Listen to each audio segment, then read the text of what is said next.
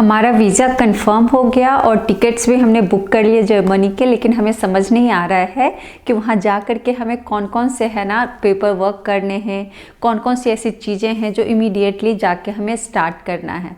सो इस वीडियो को आप एंड तक ज़रूर देखना, आपको बहुत आइडिया मिल जाएगा कि जब आप यहाँ पर लैंड करते हो, जर्मनी में लैंड करते हो, तो कौन कौन से पेपर वर्क इमीडिएटली कराने होते हैं। हे गाइस, वेलकम और welcome back to my channel. मैं हूँ रिचा। आशा करती हूँ आप लोग बहुत अच्छे होंगे, मैं भी बहुत अच्छी हूँ। विंटर काफ़ी ज़्यादा बढ़ चुका है यहाँ पे, सो आई होप आप विंटर एंजॉय कर रहे होंगे। सो वीडियो की तरफ आगे मूव करते हैं। जैसा कि आपको पता चल चुका होगा ये वीडियो किससे रिलेटेड है। यस, ये वीडियो है जब आप यहाँ पर लैंड करते हो तो कौन कौन से पेपर वर्क कराने होते हैं उससे रिलेटेड है। सो इस वीडियो को एंड तक देखना, आपको बहुत सारा आइडिया मिल जाएगा। और जितने भी फियर हैं, लाइक एंग्जाइटी होती है सोच सोच कि कैसे पेपर वर्क करेंगे, क्या क्या करना है, क्या नहीं करना है, सो आपका काफ़ी हेल्प हो जाएगा। सबसे पहले एक चीज़ आती है, जब आप इंडिया से फ़्लाइट लेते हो, जर्मनी लैंड करते हो या फिर यूरोप में कहीं भी लैंड करते हो, कनेक्टिंग आपकी फ़्लाइट होती है, तो सबसे पहला काम जो होता है वो इमिग्रेशन का काम होता है। यस, वो आपका एयरपोर्ट पे हो जाएगा, उसके लिए अलग से आपको कुछ भी नहीं करना है। वहाँ पे स्टैंप लग गया, आपके पासपोर्ट में, वीज़ा में स्टैंप लग गया, आप यहाँ पे लैंड कर चुके हो। पहला चीज़ जो है वो इमिग्रेशन का काम होगा। फिर दूसरा क्या होता है, दूसरा आपने टेम्प्रेरी कोई अकोमोडेशन ढूंढ लिया है, ऐसा मैं मान के चल रही हूँ।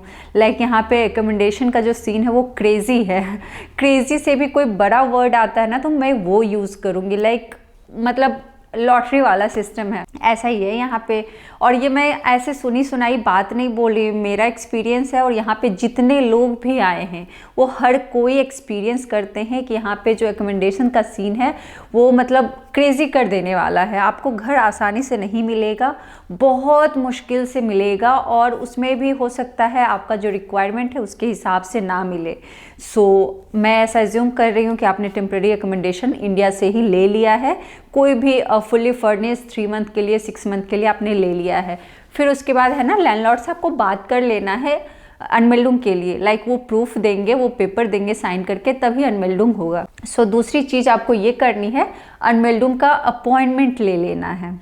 अपॉइंटमेंट कैसे लेना है, तो वो अपॉइंटमेंट आपको इंटरनेट पे आप सर्च करो अनमेल्डुंग के लिए कौन सा डिपार्टमेंट है जो नियरेस्ट है आपके डिस्ट्रिक्ट में है, या दूर में भी अपॉइंटमेंट मिल रहा है, आप नेट पे सर्च करोगे आपको सारा रिसोर्सेज मिल जाएगा। अनमेल्डुंग आप करा लेते हो। फिर उसके बाद आती है बारी टैक्स आईडी की। यस, तो फिनांस आप देखो, आप जहाँ पे रह रहे हो नियरेस्ट कौन सा है, उनको ईमेल करो। ईमेल पे यहाँ पे लोग बहुत ज़्यादा रिस्पॉन्सिव होते हैं, कॉल भी कर सकते हो, बट अगेन कॉल पे हो सकता है इशू आए लैंग्वेज का। सो मैं ऐसा एज्यूम कर रही हूँ कि आप उनको ईमेल करते हो, अपना सिचुएशन बताते हो, फिर अपॉइंटमेंट आपको मिल जाता है, फिर वहाँ आप जाते हो। आपको हेल्थ इंश्योरेंस के लिए अप्लाई करना है। देखो, वो अगर आपका रिकमेंडेशन नहीं भी हुआ है तो भी परेशान नहीं होना है कि लाइक मेरा अनमेल्डुंग नहीं हुआ, मैं क्या करूँ। तो आप ऑफिस एड्रेस पे भी हेल्थ इंश्योरेंस के लिए अप्लाई कर सकते हो। लाइक वो बहुत इंपॉर्टेंट है। मतलब गॉड फॉरबिड्स, बट अगर आप बीमार पड़ जाते हो या फिर बाय एक्सीडेंट कुछ वैसा हो जाता है तो यहाँ पे मेडिकल एक्सपेंसेस बहुत ज़्यादा हैं। तो इट्स बेटर कि आप है ना जब यहाँ पे ज्वाइन करते हो तो ऑफिस एड्रेस पर ही अप्लाई कर दो हेल्थ इंश्योरेंस, जो भी आपका है। आपको आपकी जो एचआर होगी वो पूरी तरीके से गाइड करेगी, सो आपको आइडिया मिल जाएगा और आप उस एड्रेस पे कर दो अप्लाई। फिर आता है नेक्स्ट, होता है वो बैंक अकाउंट। यस, आपको वो ओपन करवाना इसलिए इम्पॉर्टेंट होता है क्योंकि सैलरी आपकी उसी में आएगी, इंडियन बैंक अकाउंट में तो आएगी नहीं। तो आपको देखना है कि कौन सा बैंक है ना, लाइक आपका जो वीज़ा होगा वो इनिशियली लिमिटेड पीरियड के लिए होता है, कभी कभी 90 डेज़ के लिए होता है, कभी 6 मंथ के लिए होता है, वीज़ा टाइप डी। सो आप देखोगे कि है ना उस वीज़ा के साथ कौन कौन बैंक है ना ओपन होता है अकाउंट, किस किस बैंक में आप ओपन कर सकते हो। लाइक सारे बैंक में आप नहीं कर सकते हो, तो बट आपको देखना है। और कंपनी से भी, एचआर से भी बात करना है। कंपनी में भी कई बार क्या होता है, गारंटर अगर कोई है तो इजीली हो जाता है, या फिर कोई किसी को रेफ़र करता है तो इजीली हो जाता है। लाइक कॉमर्स बैंक में अगर कोई मुझे रेफ़र कर रहा है तो मेरा इजीली अकाउंट ओपन हो जाएगा। सो ये सारी चीज़ें हो गई। इसके अलावा कुछ चीज़ें हैं जो मैं आपको रिकमेंड करना चाहूँगी। लाइक है ना आपका बर्थ सर्टिफिकेट, लाइक मेरा हिंदी में था तो वो अगर आप जर्मन में ट्रांसलेट करा लेते हो तो बहुत ही अच्छा होता है। बट याद रखना है कि वो स्वर्ण जो होते हैं ना ट्रांसलेटर, उन्हीं से करवाना है। लाइक कोई भी कर देगा तो वो एक्सेप्टेड नहीं होगा यहाँ पे। और मैरिज सर्टिफिकेट आपका अगर वो ट्रांसलेटेड हो, कई बार यहाँ अनवेल्डिंग के टाइम पे है ना पूछ देते हैं कि है ना, मतलब जर्मन में दिखाइए। सो इट्स बेटर कि आप है ना वही वाले लेकर के आओ, ट्रांसलेटेड लेकर के आओ। और जो ओरिजिनल है वो तो आपको कैरी करना ही करना है, उसको बिल्कुल नहीं भूलना है। और शादी के फोटोग्राफ्स कुछ आपके पास हो तो वो भी रख लो। वैसे यहाँ पे पूछते नहीं है, बट अगर पूछ दिया तो फिर आपके लिए ईजी रहेगा। ये तो रहे कुछ टिप्स। अगर आप अकेले आ रहे हो उसके लिए था, अगर आप कपल में आ रहे हो उसके लिए था। बट अगर आप फैमिली के साथ आ रहे हो, बेबी के साथ आ रहे हो, तब आपको किंडर गिल्ड भी अप्लाई करना है। और किंडर गिल्ड के लिए टैक्स आईडी होना इम्पॉर्टेंट है, ठीक है। बेबी का बर्थ सर्टिफिकेट होना इम्पॉर्टेंट है। जो बर्थ सर्टिफिकेट इंग्लिश में होगा ऐसा मैं मान के चल रही हूँ, आज के जनरेशन में वहाँ इंग्लिश में ही देते हैं। तो फिर और उसको आपको ट्रांसलेट करवा लेना है। वहाँ पे करवा लेते हो तो ज़्यादा सही है, लेकिन स्वर्ण वाले से करवाना है। लाइक आप इंटरनेट पे सर्च करोगे मिल जाएंगे। मैंने दिल्ली से करवाया था, तो दिल्ली में अगर रिकमेंडेशन चाहिए तो मैं दे सकती हूँ। बाकी आपने करवा लिया। जब बेबी का यहाँ पे टैक्स आईडी आ जाएगा, अनमेल्डिंग आपने करा लिया, टैक्स आईडी आ जाएगा, फिर किंडर गिल्ड के लिए अप्लाई कर सकते हो। अब किंडर गिल्ड का फॉर्म कैसा होता है, कैसे अप्लाई करना है, क्या प्रोसेस है, कैसे फॉर्म सबमिट करना है, कहाँ करना है, इस पे मैंने डिटेल में एक वीडियो बनाया हुआ किंडर गिल्ड का। सो आप वो चेक कर लेना, आपके लिए काफ़ी हेल्पफुल रहने वाला है।